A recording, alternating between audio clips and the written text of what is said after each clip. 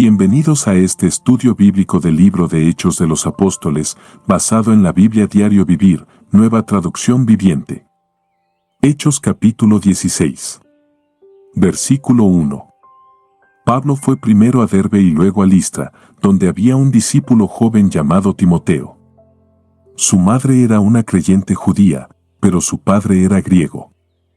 Nota: Timoteo probablemente se convirtió en cristiano después de la primera visita de Pablo a Listra. Ya había recibido una buena enseñanza de las Escrituras por parte de su madre, Eunice, y de su abuela, Loida, quienes eran creyentes judías, segunda de Timoteo 1:5.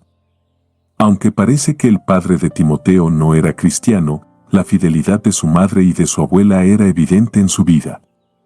Nunca subestime la influencia que usted tiene sobre sus hijos, instrúyalos en la palabra de Dios. Versículos 2 y 3. Los creyentes de Listra e Iconio tenían un buen concepto de Timoteo, de modo que Pablo quiso que él los acompañara en el viaje. Por respeto a los judíos de la región, dispuso que Timoteo se circuncidara antes de salir, ya que todos sabían que su padre era griego. Nota: para los judíos, Timoteo era un mestizo como los samaritanos, por ser hijo de una madre judía y un padre griego. Entonces, para minimizar el estigma que podría tener entre los creyentes judíos, Pablo le pidió a Timoteo que se circuncidara. Aunque según la decisión del Concilio de Jerusalén no tenía que circuncidarse, lo hizo voluntariamente para que nada obstaculizara su testimonio por Cristo. Debemos hacer todo lo que sea necesario para avanzar el reino de Dios. Versículos 4 al 6. Luego fueron de ciudad en ciudad enseñando a los creyentes a que siguieran las decisiones tomadas por los apóstoles y los ancianos de Jerusalén. Así que las iglesias se fortalecían en su fe y el número de creyentes crecía cada día. Luego, Pablo y Silas viajaron por la región de Frigia y Galacia, porque el Espíritu Santo les había impedido que predicaran la palabra en la provincia de Asia en ese tiempo. Nota: no sabemos cómo le comunicó el Espíritu Santo a Pablo, que él y sus compañeros no fueran a Asia. Puede haber sido mediante un profeta, una visión, una convicción interna o alguna circunstancia. Dios puede revelarnos su voluntad de distintas maneras, no necesariamente tiene que hablarnos en voz audible. Cuando desee saber la voluntad de Dios sobre algún asunto, primero, asegúrese de que lo que planea hacer esté en armonía con la palabra de Dios. Segundo, busque el consejo de cristianos maduros. Tercero, examine sus motivos y reconozca si busca complacer a Dios o sus propios deseos. Y cuarto, pídale a Dios que abra o cierre oportunidades de acuerdo a su voluntad. Versículos 7 al 9. Luego, al llegar a los límites con Misia, se dirigieron al norte, hacia la provincia de Bitinia, pero de nuevo el Espíritu de Jesús no les permitió ir allí. Así que siguieron su viaje por Misia hasta el puerto de Troas. Esa noche Pablo tuvo una visión. Puesto de pie, un hombre de Macedonia, al norte de Grecia, le rogaba: ven aquí a Macedonia y ayúdanos. Nota: el Espíritu de Jesús es otra manera de referirse al Espíritu Santo. Después de que el Espíritu Santo le impidiera a Pablo continuar en la dirección que iba, el apóstol debe haberse preguntado a dónde debería ir para proclamar la buena noticia. Entonces, por medio de una visión recibió una dirección definida, y él y sus compañeros viajaron obedientemente a Macedonia. El Espíritu Santo nos guía a los lugares correctos y nos aleja de los lugares incorrectos. Así como necesitamos buscar la voluntad de Dios para saber lo que quiere que hagamos y a dónde quiere que vayamos, también necesitamos saber lo que Dios no quiere que hagamos y a dónde no quiere que vayamos. Versículo 10. Entonces decidimos salir de inmediato hacia Macedonia, después de haber llegado a la conclusión de que Dios nos llamaba a predicar la buena noticia allí. Nota: que Lucas, el autor de este libro y del Evangelio que lleva su nombre, diga decidimos indica que aquí se unió a Pablo, Silas y Timoteo en su viaje. Fue un testigo ocular de la mayoría de los demás sucesos registrados en este libro. Versículos 11 al 12. Subimos a bordo de un barco en Troas, navegamos directo a la isla de Samotracia y al día siguiente desembarcamos en Neápolis. De allí llegamos a Filipos, una ciudad principal de ese distrito de Macedonia y una colonia romana. Y nos quedamos allí varios días. Nota: Filipos era una ciudad principal en la región de Macedonia, que es el norte de Grecia en la actualidad. Pablo fundó una iglesia allí durante esta visita, 50-51 después de Cristo. Tiempo después, probablemente desde una prisión en Roma, 61 después de Cristo, escribió la carta a los filipenses, una carta dirigida a la iglesia en Filipos. La carta tiene un tono personal y cariñoso, el cual muestra su profundo amor por los creyentes de allí y su amistad con ellos. En su carta les da las gracias por la ofrenda que le enviaron, les avisa que Timoteo y Epafrodito los visitarían próximamente, los exhorta a arreglar sus diferencias y los anima a no darse por vencidos ante la persecución. Versículos 13 y 14. El día de descanso nos alejamos un poco de la ciudad y fuimos a la orilla de un río, donde pensamos que la gente se reuniría para orar, y nos sentamos a hablar con unas mujeres que se habían congregado allí. Una de ellas era Lidia, de la ciudad de Tiatira, una comerciante de tela púrpura muy costosa, quien adoraba a Dios. Mientras nos escuchaba, el Señor abrió su corazón y aceptó lo que Pablo decía. Nota: debido a que aparentemente la comunidad judía en Filipos no tenía el número mínimo de varones adultos requerido para formar una sinagoga, y porque las autoridades romanas no permitían que ningún grupo religioso no autorizado se reuniera dentro de la ciudad, las mujeres se juntaban para orar a la orilla del río en las afueras de la ciudad. Después de seguir la dirección del Espíritu Santo hacia Macedonia, Pablo tuvo su primer contacto evangelístico con un pequeño grupo de mujeres. Para Pablo no fueron impedimentos el género o la cultura a la hora de predicar la buena noticia, de modo que les predicó a estas mujeres. Lidia, una comerciante influyente, creyó en Cristo, y por medio de ella, su familia y otros más llegaron a ser creyentes. También permitió que su casa fuera la base de operaciones de Pablo y los otros misioneros mientras estaban en Filipo. En la iglesia primitiva, Dios frecuentemente obraba en las mujeres y por medio de ellas. Lidia era vendedora de tela púrpura, lo cual indica que probablemente era rica. La tela púrpura era valiosa y cara. A menudo era usada como símbolo de nobleza o realeza. Versículo 15. Ella y los de su casa fueron bautizados, y nos invitó a que fuéramos sus huéspedes. Si ustedes reconocen que soy una verdadera creyente en el Señor, dijo ella, vengan a quedarse en mi casa. Y nos insistió hasta que aceptamos. Nota: ¿por qué fue bautizada la familia de Lidia después de que ella se convirtiera en creyente? El bautismo es una señal pública de identificación con Cristo y la comunidad cristiana. Aunque no sabemos a ciencia cierta si cada miembro de su casa decidió seguir a Cristo, es probable que fuera así. Lidia prácticamente les rogó a Pablo y a sus compañeros que se hospedaran en su hogar. En lugar de considerar a estos hombres como una carga o estorbo en su vida familiar y sus negocios, Lidia les dio la bienvenida. La noción de la hospitalidad está relacionada con la palabra hospital.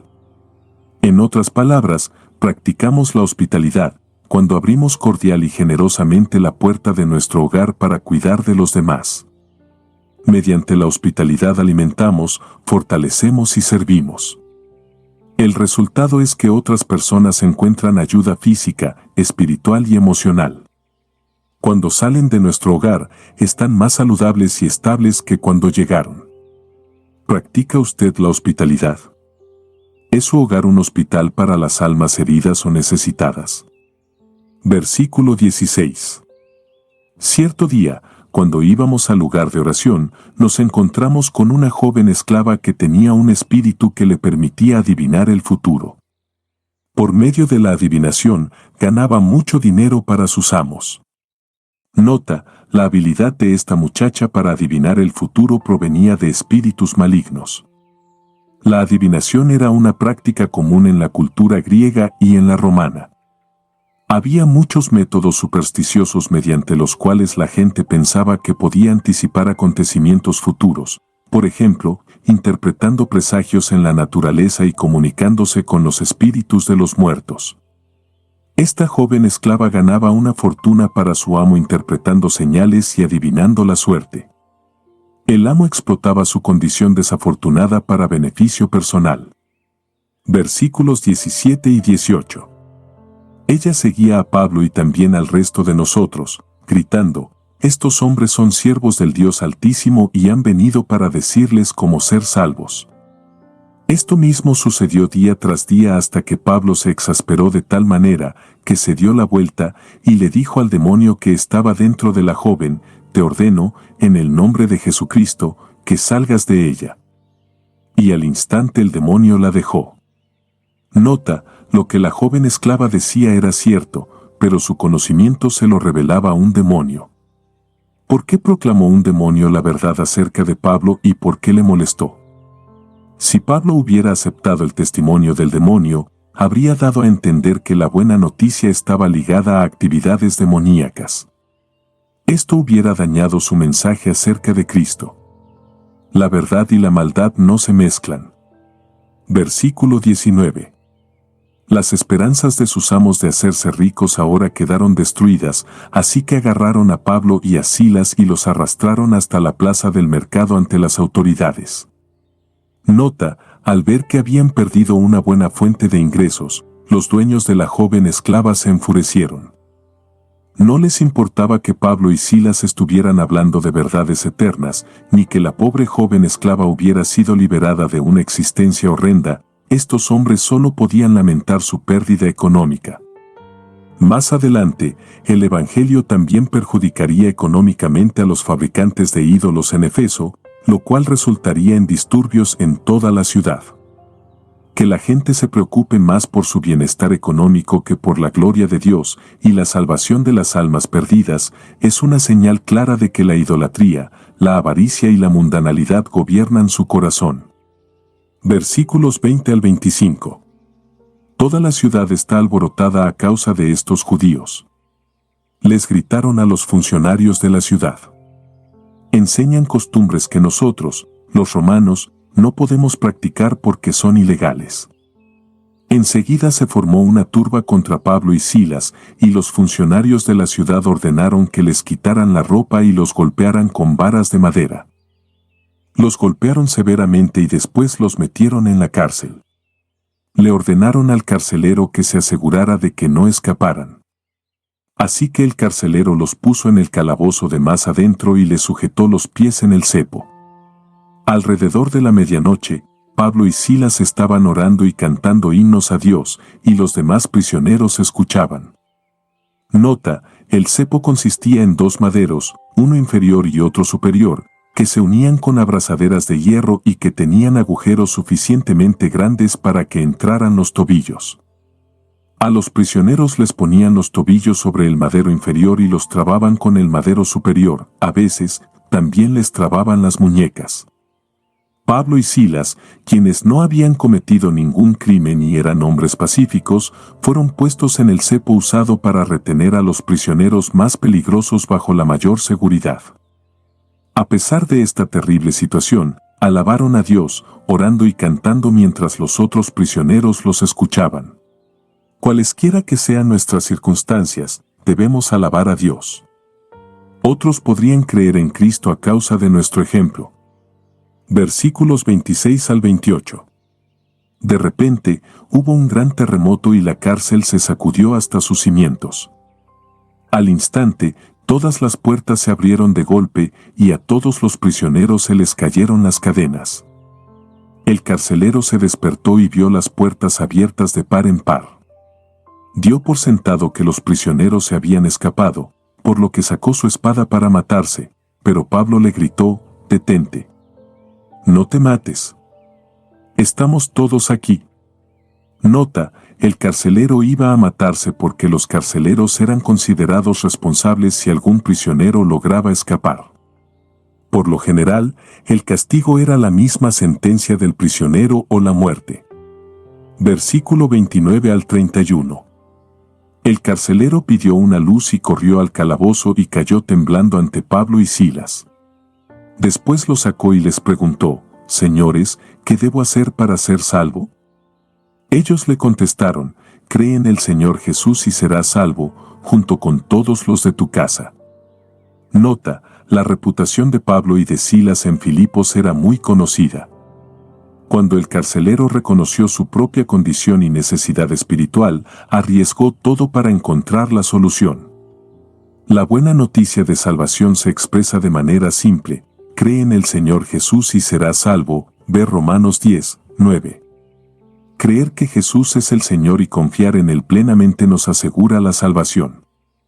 Si usted nunca ha confiado en Jesús para su salvación, hágalo ya. Su vida podrá llenarse de alegría, como le sucedió al carcelero.